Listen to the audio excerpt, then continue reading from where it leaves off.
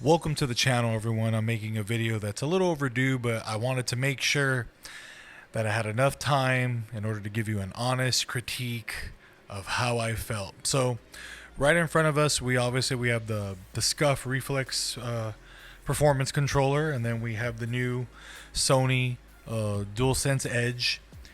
Are these something that you should even be considering debating on? And at first, I had a very different answer, but now I can tell you the answer is no. These two controllers don't even belong in the same discussion. It's a little strange that they are.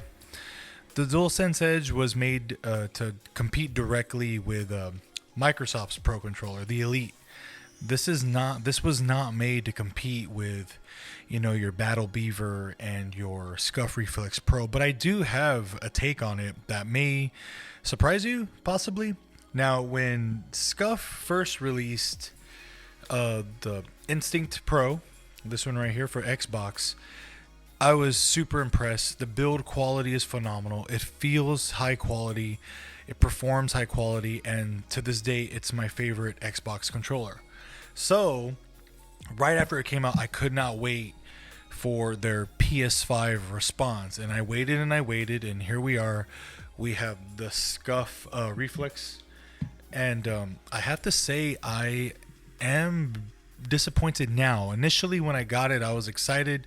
I was really looking forward to the instant triggers, which delivered. I'm happy to say the instant triggers are great. I got mine in a matte black finish. I love that a lot about it. But there were some small things I started to notice. For one, you get, instead of the standard home button, you get like this little off-brand home button. It's a little weird. Not a big deal though.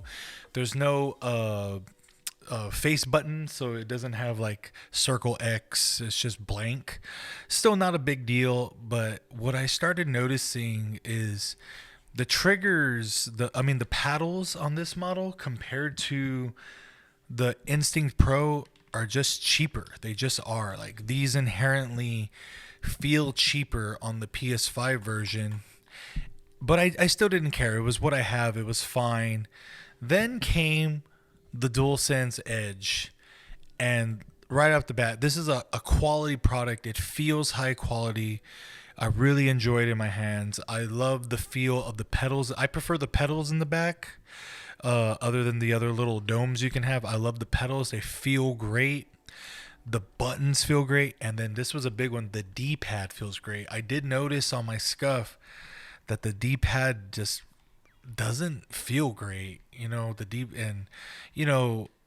A lot of takes I've heard about these controllers are, if you're just playing games and you want a really good controller, go DualSense Edge. But if you're playing first-person shooters, go with the Scuf. And I see your point, because one thing that Sony really missed out on was putting some mouse click instant triggers here. Yeah, you get the shortened trigger, but it's not as good as the mouse click. It's really not. But once again, this controller was made to compete with the Elite controller, so I think they nailed it in that department.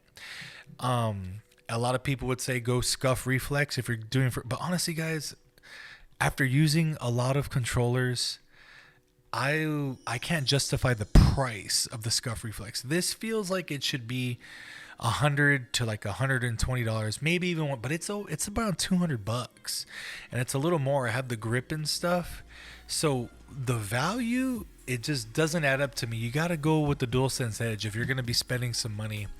I like playing all of my games with this. I love playing Call of Duty. I love playing God of War. I feel like this one could do more, and I'm willing to sacrifice the triggers a little bit for casual play. But if I really am going to be spending this much money, I hate to say it, I'd rather just get a Battle Beaver and wait a little longer. That's what I would do. When this first came out, it was my favorite PS5 controller. I was all about it. But since getting the Battle Beaver and now getting the DualSense Edge, I'm going to have to be hanging it up for the Scuf. And I know that might upset a lot of people, but if they can somehow make the same build quality as they did with the Instinct for Xbox, this is an amazing controller. I love everything about it. It's super customizable, really easy. But yeah, they really missed the ball, in my opinion, with the Reflex. In retrospect, looking back at it, You know, when I first initially got it, I thought this was a great controller to have, but for the money, guys, if you are in debate on them, I would just go DualSense Edge. That's just me. Even if you're playing first-person shooters, I can't justify the price and the cheap build quality of the Scuf Reflex. So that's my take on it. Probably not a popular one. I don't know, but that's my opinion. And then also you get the carrying case. You know, you get the extra buttons. You know, I just feel. And then if you get stick drift, you can change out. There's just so much more value with the DualSense Edge to me than with the Scuf. So anyway, that's my take. Hope you enjoy. I'll see you on the next video.